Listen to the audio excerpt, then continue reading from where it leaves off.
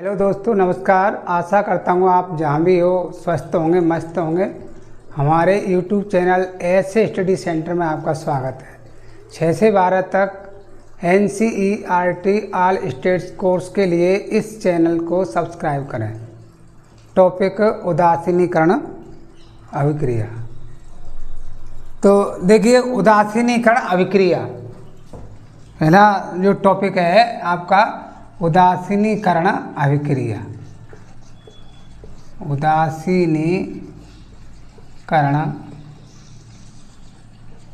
अभिक्रिया यानी उदासीनीकरण अभिक्रिया किसे कहते हैं? तो इसकी ये कि अम्ल एवं क्षारक क्रिया कर लवण और जल बनाते हैं, उसे हम कहते हैं उदासीनीकरण अभिक्रिया। यानी उदासीनी अभिक्रिया किसे कहते हैं? अम्ल और क्षारक परस्पर क्रिया कर अम्ल एवं क्षारक परस्पर क्रिया कर लवण हुआ जल बनाते हैं। लवण हुआ जल बनाते हैं तो उसे उदासीनीकरण अभिक्रिया कहते हैं। तो उसे उदासीनीकरण अभिक्रिया कहते हैं। यानी उदासीनीकरण अभिक्रिया किसे कहते हैं? कि अम्ल एवं क्षारक दोनों की जब अभिक्रिया होती है तो उनसे लवण बनता है और जल बनता है। इसी को हम कहते हैं उदासीनीकरण अभिक्रिया। ये पहले चैप्टर में भी आया था, रासायनिक अभिक्रिया और समीकरण में उदासीनीकरण किसे कहते हैं। उदासीन अभिक्रिया तो अम्ल और क्षारक परस्पर क्रिया करके लवण और जल बनाते हैं, उसे हम कहते हैं उदासीनीकरण अभिक्रिया। इसके लिए कुछ एग्जाम, जैसे इसका एग्जाम्पल है उदाहरण, जैसे उदाहरण अम्ल HCl हाइड्रोक्लोरिक अम्ल प्लस क्षारक sodium hydroxide NaOH is equal to, तो ये HCl इसका नाम है हाइड्रोक्लोरिक अम्ल। हाइड्रोक्लोरिक अम्ल और NaOH सोडियम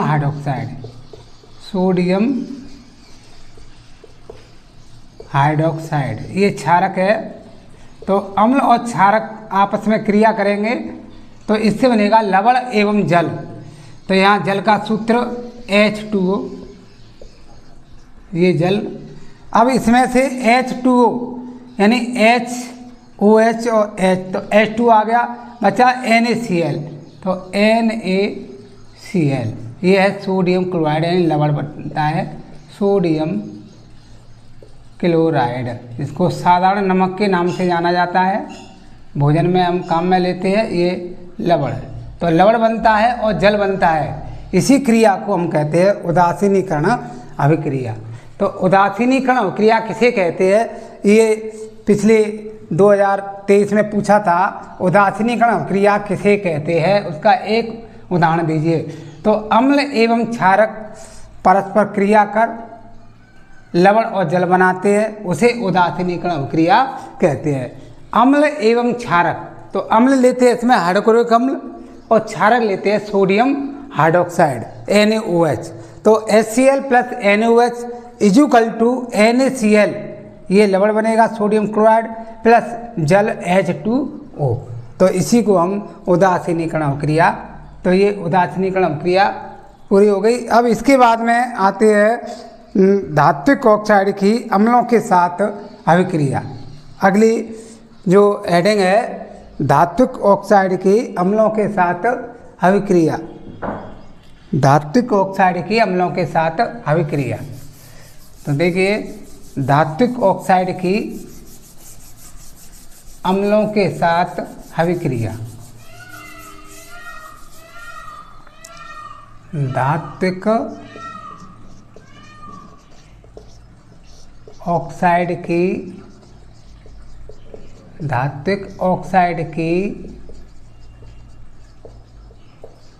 अम्लों के साथ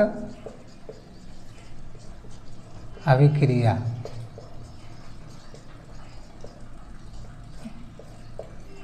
धात्विक ऑक्साइड की अम्लों के साथ अभिक्रिया। तो जो धात्विक ऑक्साइड होते हैं ये भी अम्लों से क्रिया करके वही लवण और एवं जल बनाते हैं। तो इसका ये सूत्र है धात्विक ऑक्साइड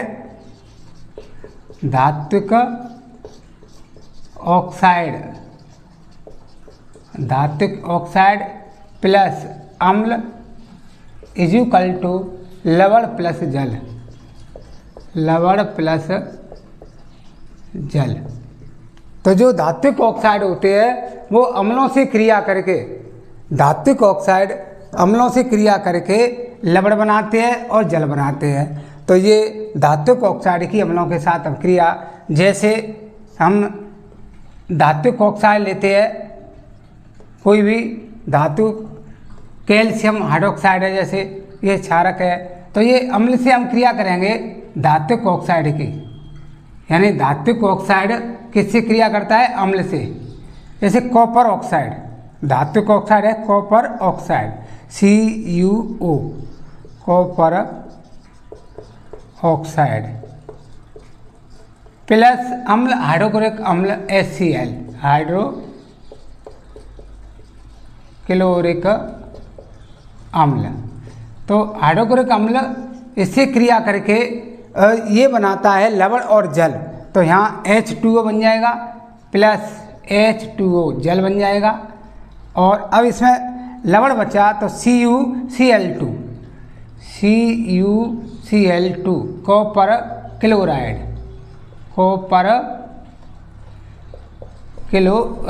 ये लवण होता है।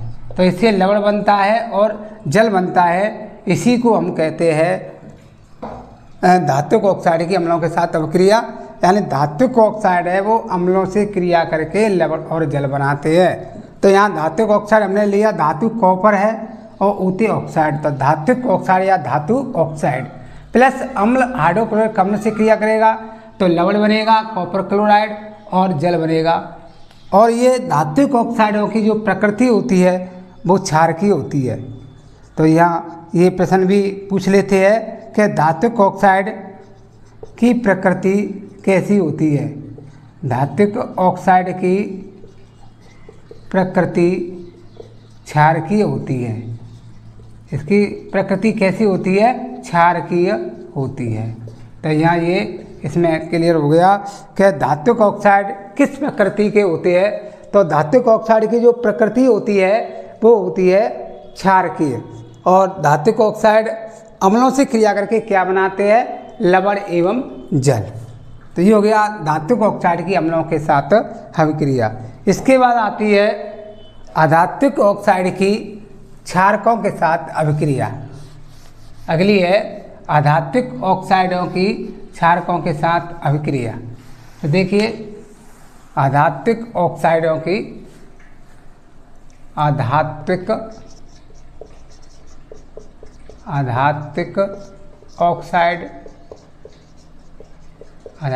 ऑक्साइड की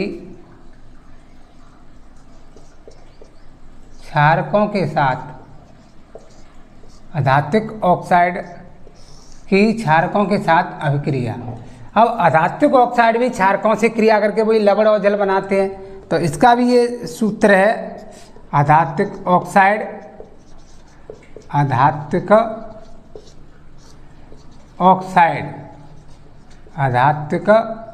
ऑक्साइड प्लस क्षारक इज इक्वल टू लवण प्लस जल।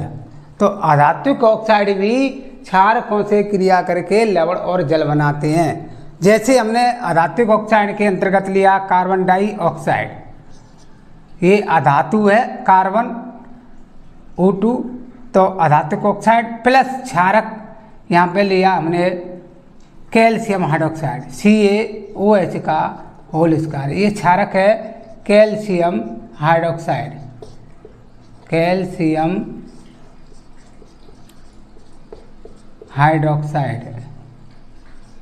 तो ये भी अधात्विक ऑक्साइड क्षारकों से क्रिया करके और ये बनाते हैं लवण प्लस जल। तो जल H2O ये जल बनता है इसमें से। और बचा कैल्शियम कार्बोनेट CaCO3, इसका नाम है कैल्शियम कार्बोनेट, यानी लवण बनता है कैल्शियम कार्बोनेट, ये है लवण। और जल बनता है CaCO3। और ये अधात्विक ऑक्साइड की जो प्रकृति होती है ये अम्लीय होती है। अधात्विक जो धात्विक ऑक्साइड की प्रकृति होती है वो क्षारकीय होती है, और जबकि अधात्विक ऑक्साइड है वो अम्लीय प्रकृति की होती है। तो यहाँ नोट कर लेंगे कि अधात्विक ऑक्साइड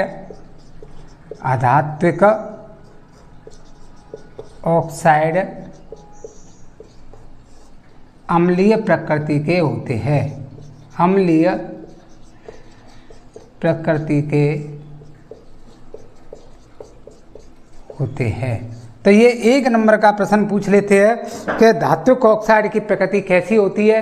तो धात्विक ऑक्साइड की जो प्रकृति होती है वो होती है क्षारकीय, और जो अधात्विक ऑक्साइड होते हैं उनकी प्रकृति होती है अम्लीय। तो 1 नंबर का प्रश्न बनता है धात्विक ऑक्साइड में से और अधात्विक ऑक्साइड में से। तो ये आपको ध्यान रखना है कि अधात्विक ऑक्साइड की प्रकृति कैसी होती है अम्लीय, और जो धात्विक ऑक्साइड होते हैं उनकी प्रकृति होती है क्षारकीय। तो ये धात्विक ऑक्साइड की अम्लों के साथ अभिक्रिया और अधात्विक ऑक्साइड की क्षारकों के साथ अभिक्रिया। अगला इसके बाद आती है pH स्केल। pH स्केल अगली है pH स्केल। तो देखो pH स्केल किसे कहते हैं? किसी विलयन में उपस्थित हाइड्रोजन आयन की सांद्रता ज्ञात करने के लिए जो स्केल काम में लेते हैं उसे हम pH स्केल कहते हैं। यानी pH स्केल किसे कहते हैं? हाइड्रोजन किसी विलयन में उपस्थित हाइड्रोजन आयन की सांद्रता ज्ञात करने के लिए जो स्केल काम में लेते हैं उसे pH स्केल कहते हैं। तो यहाँ इसकी ये परिभाषा हो गई pH स्केल की। किसी विलयन में उपस्थित किसी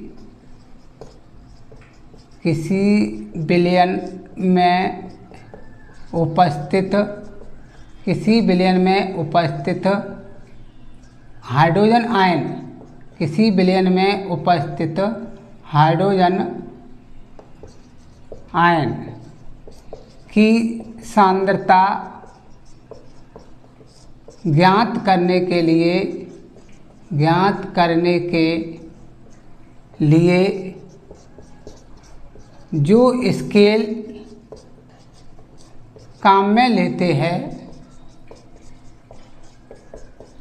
जो स्केल काम में लेते हैं, उसे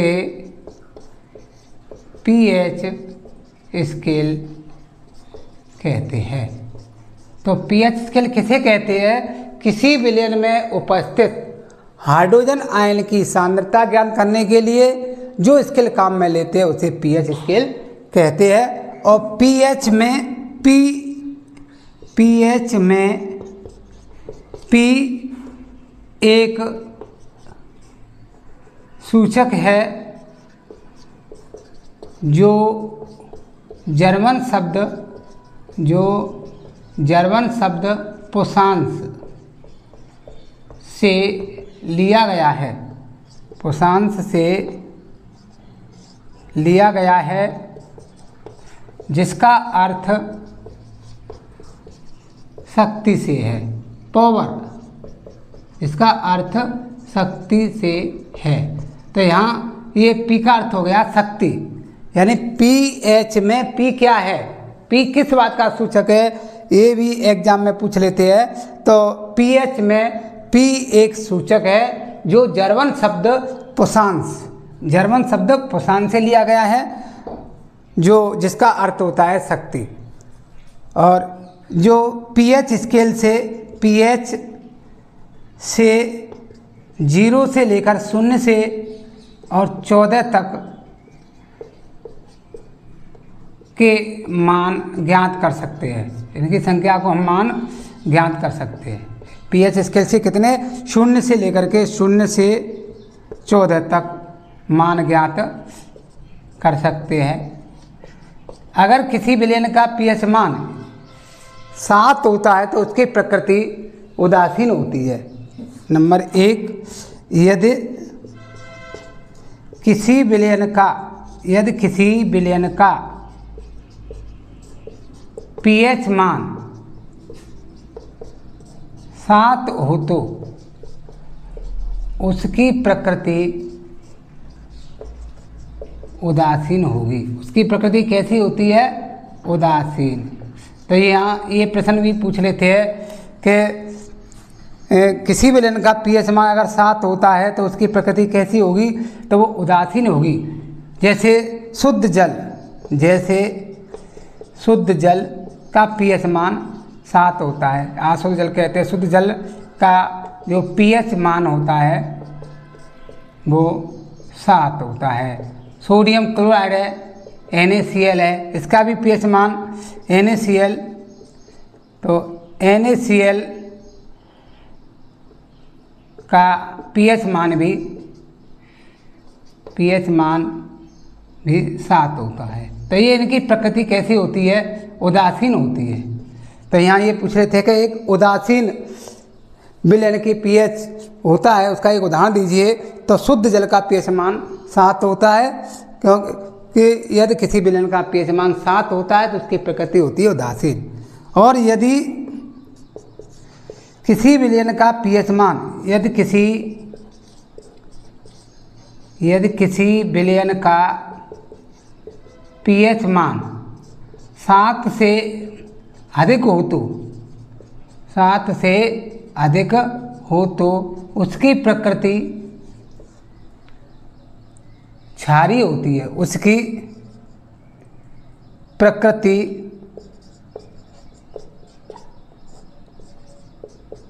क्षारीय होती है। जैसे हमारे रक्त का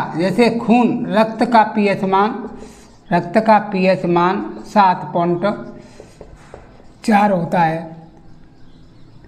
मिल्क और मैग्नीशिया का pH मान 10 होता है। मिल्क और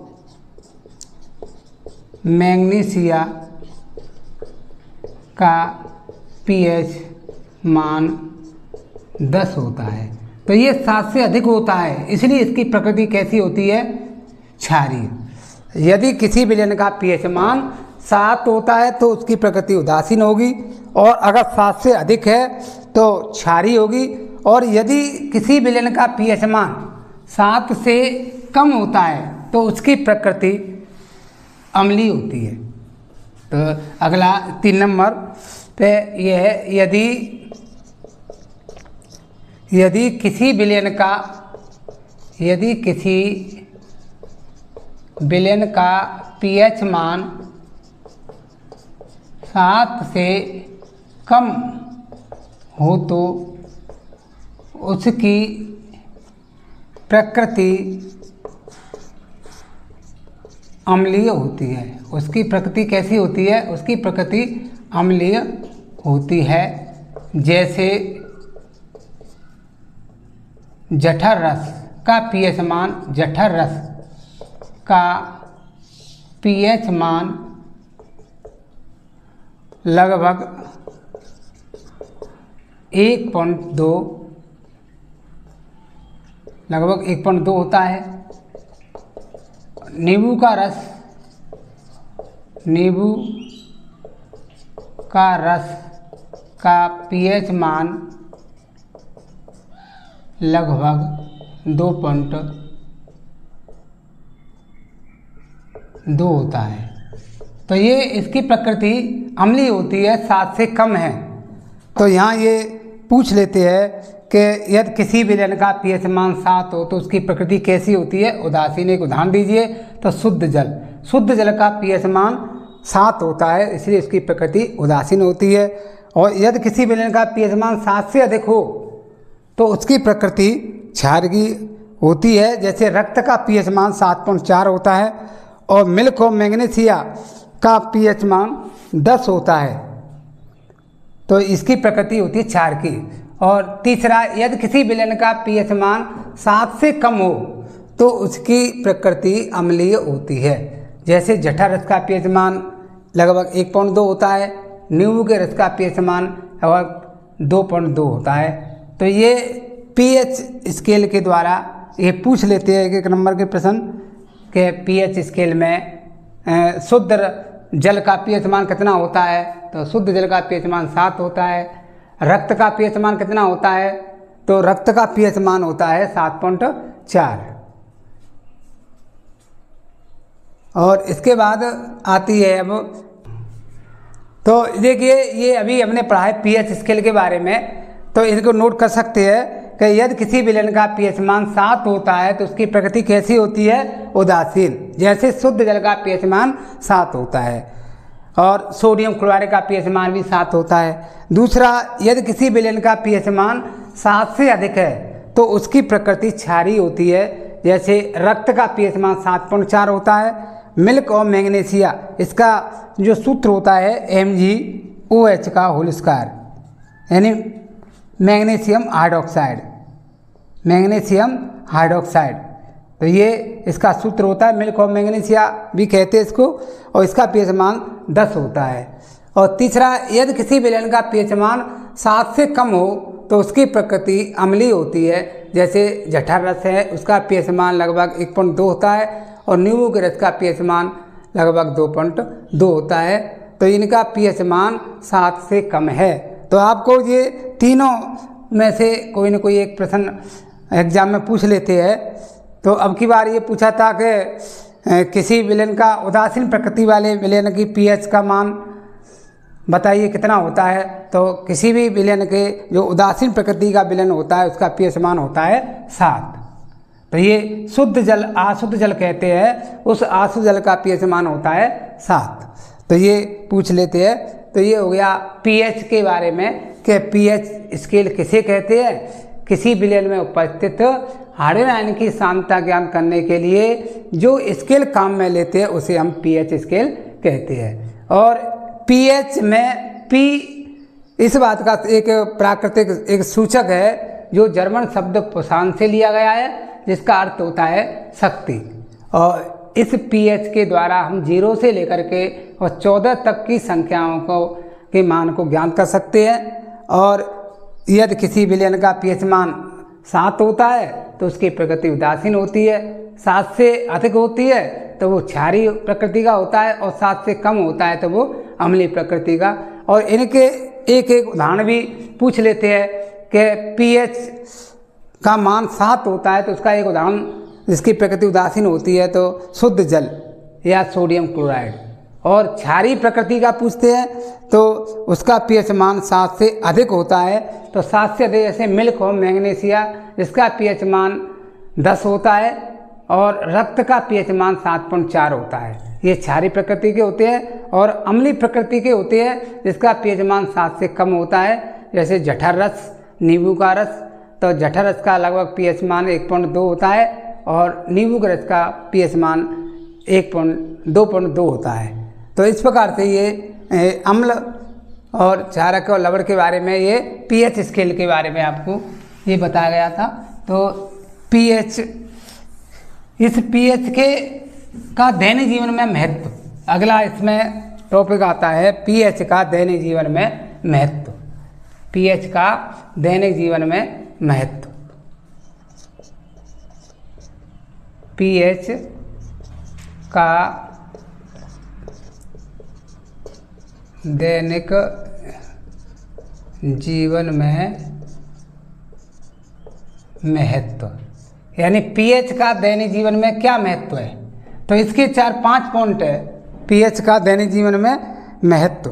तो इसके मतलब 4-5 पॉइंट है। नंबर 1, पौधे एवं पशु पीएच के प्रति संवेदनशील होते हैं। नंबर 1, पौधे एवं पशु पीएच के प्रति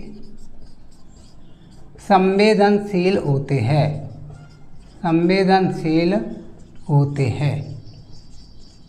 तो ये पहला इसका पीएच का दैनिक जीवन में महत्व। नंबर 2, उपज में महत्व, उपज में पीएच का महत्व। नंबर 3, तो पौधे एवं पशु पीएच प्रति संवेदनशील होते हैं। नंबर 2 उपज में पीएच का महत्व। और नंबर 3 पौधे एवं पशुओं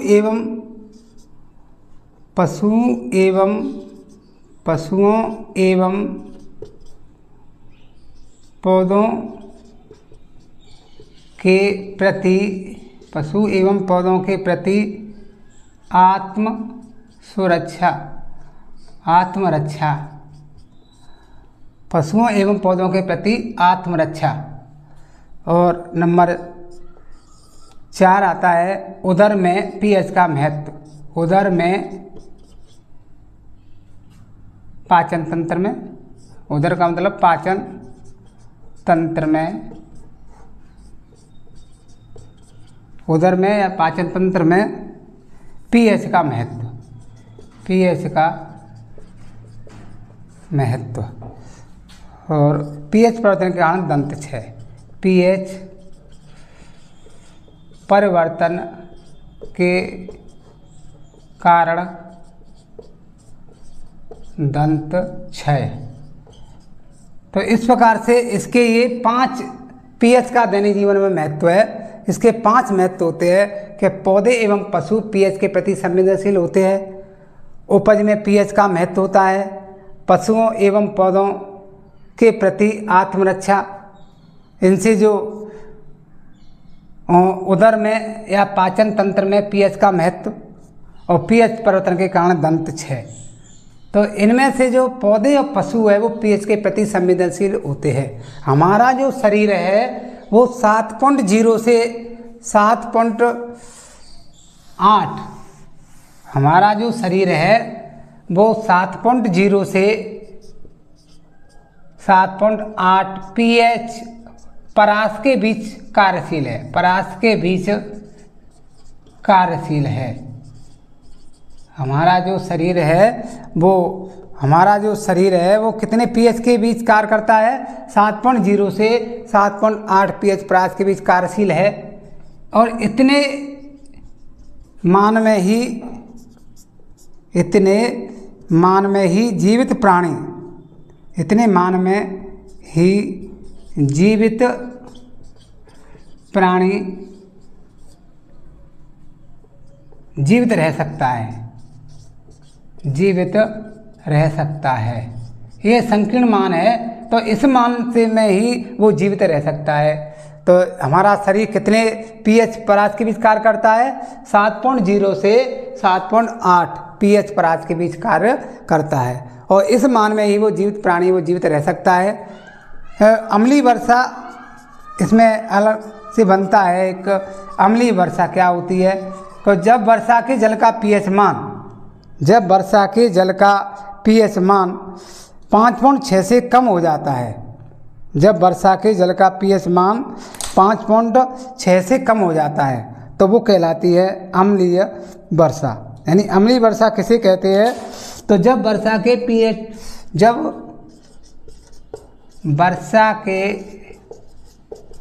जल का पीएच मान 5.6 से कम हो जाता है तो उसे अम्लीय वर्षा कहते हैं। तो उसे अम्लीय वर्षा कहते हैं। तो ये भी एग्जाम में पूछा गया है, पिछली साल ये 2022 में पूछा गया था। अम्लीय वर्षा किसे कहते हैं, इसका क्या दुष्प्रभाव, कारण बताइए। तो जब वर्षा के जल का पीएच मान, ये इसका कारण है कि जब वर्षा के जल का पीएच मान 5.6 से कम हो जाता है, जब वर्षा के जल का पीएच मान 5.6 से कम हो जाता है तो उसे अम्लीय वर्षा कहते हैं। और इसका जो दुष्प्रभाव यानी इसका क्या प्रभाव पड़ता है, तो जब अम्लीय वर्षा का जल, जब अम्लीय वर्षा का जल नदियों में प्रवाहित होता है, जब अम्लीय वर्षा का जल नदियों में प्रवाहित होता है तो नदी के जल का पीएच मान कम हो जाता है, कम हो जाता है और ऐसे जल में जलीय जीवधारियों का जीवन, जलीय जीवधारियों का जीवन कठिन हो जाता है, कठिन हो जाता है। तो ये इसका एक दुष्प्रभाव हो गया कि जब अम्लीय वर्षा का जल नदियों में पहुंचा दिया जाता है, नदियों में प्रवाहित कर दिया जाता है, तो नदी के जल का पीएच मान कम हो जाता है और ऐसे जल में जो जलीय जीवधारी पाए जाते हैं, मछली वगैरह, उनका जीवन है वो कठिन हो जाता है। और इसके लगातार संपर्क में आने से दूसरा इसका दुष्प्रभाव है, इसके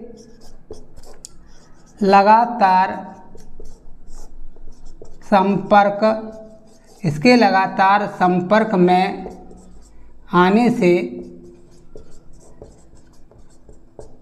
चर्म रोग हो जाता है, चर्म रोग हो जाता है। तो ये इसका दूसरा दुष्प्रभाव हो गया कि अम्लीय वर्षा के लगातार संपर्क में आने से ये चर्म रोग भी हो जाता है।